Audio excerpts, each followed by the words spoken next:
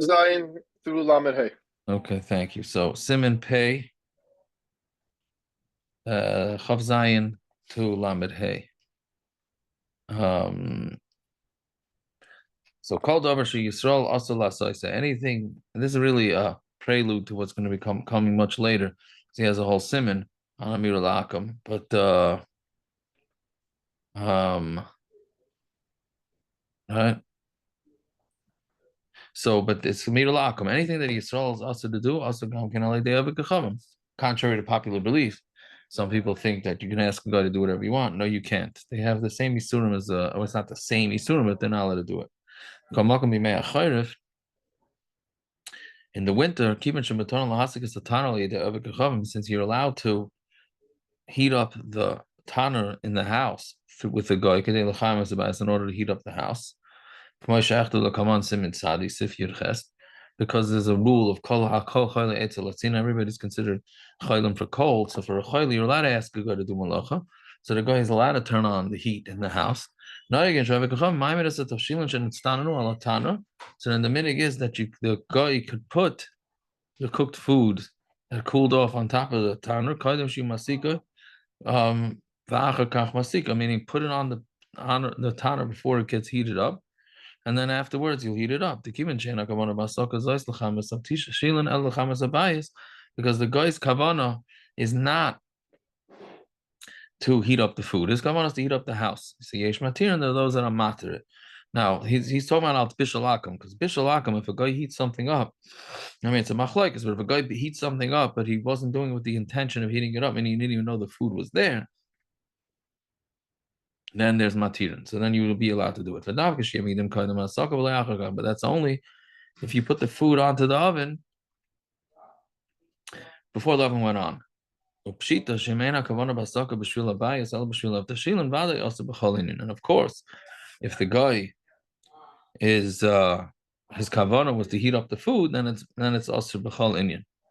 Now, I don't know, because if he's just reheating food that was already cooked, so then that shouldn't be a problem. But special akum.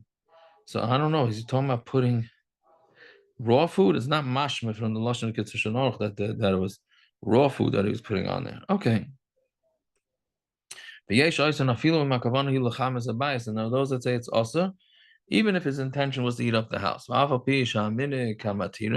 Even though the minig is like the matirin,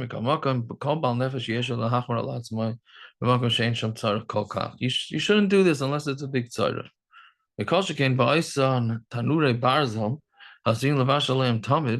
And those metal ovens that are normally meant for cooking, even though you're using them, meaning till now he's talking about the furnace where you don't normally warm up food. Here he's saying that let's say the guy decides to turn on the oven, which is normally used to heat up food, but he's using it to heat up the house. And the guy puts the food on there. Then somebody who has years shemayim shouldn't do it.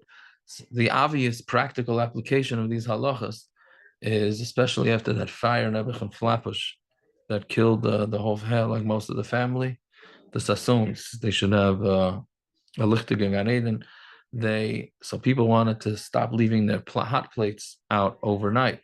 So what they wanted to do is they wanted to shut it off. They shut off their crock pots overnight, or shut off their hot plates overnight, and then put them back on, and then put on the food, or put on the food before it gets cold. And the Paiskim, same based on this Kitzur, certainly said it's better not to do that. But if necessary, then it's okay.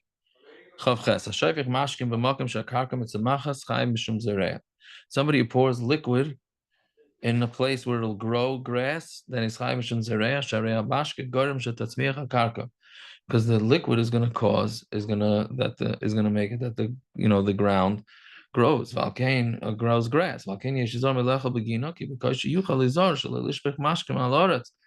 Therefore, you should be careful not to eat in a garden or in a yard, because you may spill. Besides that, the garden may not necessarily have an eruv. So the Ramah brings this, that the minig is not to eat on grass because of this, because you may spill. Shilas nowadays, maybe you don't have to be makbid on it because it's only with water and soda and salt, that type of thing is not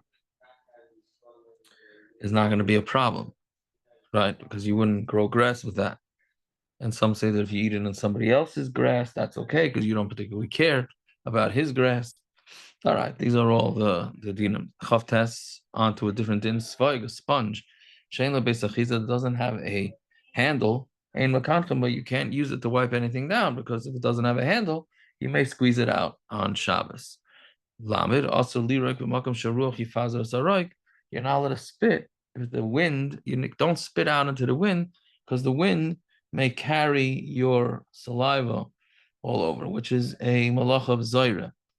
So based on this, some shitas want to say that you're not allowed to spray deodorant on Shabbos because when the deodorant goes through the hole, it spreads out the deodorant, so it could cover more of the area of the body, and that's like Zaira. But most places can say that that's not Zaira because it's not the air that's spreading it out; it's the way they make the aerosol can. Okay, Lamed Aleph, Basula, meaning a single girl, Asura Lekloya Sarasel B'Shabbos.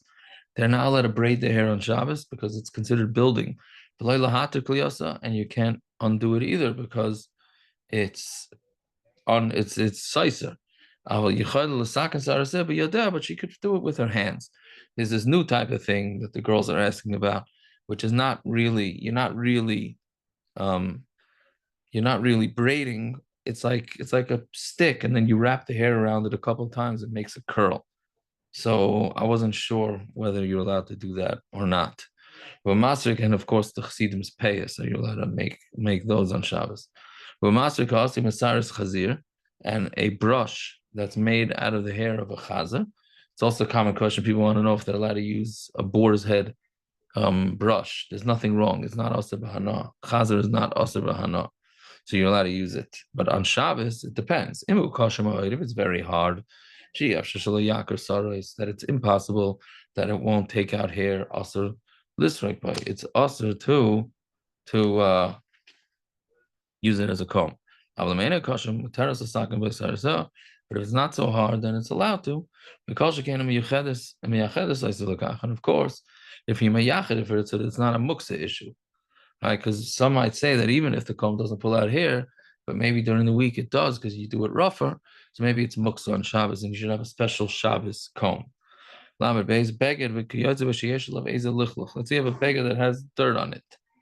So mekancha smart to that you could do. You're allowed to wipe it off, at least a basic wiping, with a smart tooth, with a shmata, as they say. But you're not allowed to pour water on it, even if you don't do anything with the water, because pouring water onto clothing is a form of kibbutz, of laundry. Putting water is like laundry. If a child goes to the bathroom on some clothing, also you're not allowed to pour water on it, even if it will ruin the clothing. But if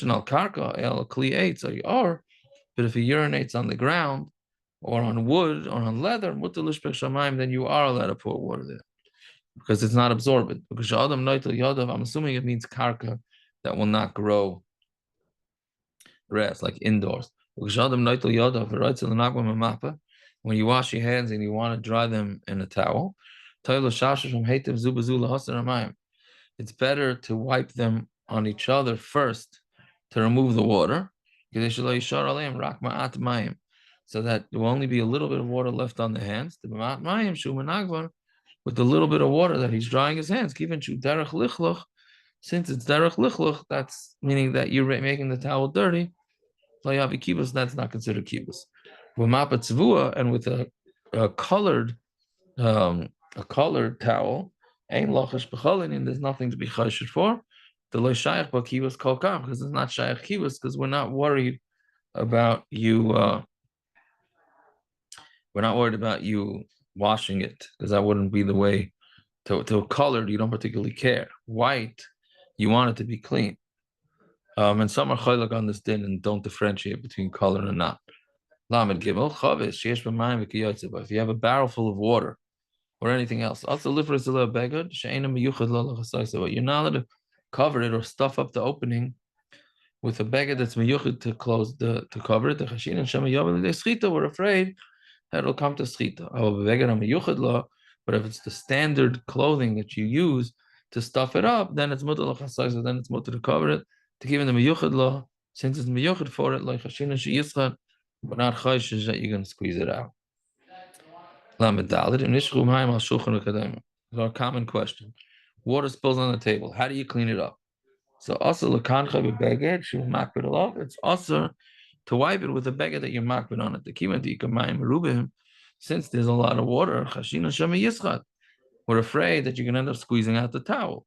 You shouldn't wipe with a towel, kaisais, cups, or shar kli, or any kli, any utensil, and so that the mouth is very small, because you have to stick the towel in there to dry it up.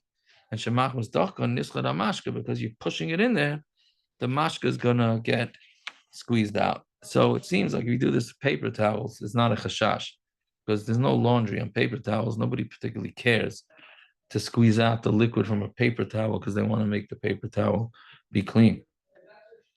So somebody's walking and the rain is going on him and his clothing. He's still allowed, you're allowed to walk home when you take off the clothing. Also, you are not allowed to spread it out in order for it to dry, even if they are wet. Even if it's just wet from sweat, also the shatan, you're not allowed to spread it out because it looks like you did laundry. And you can't spread it out opposite the fire. And even if you did wear them, also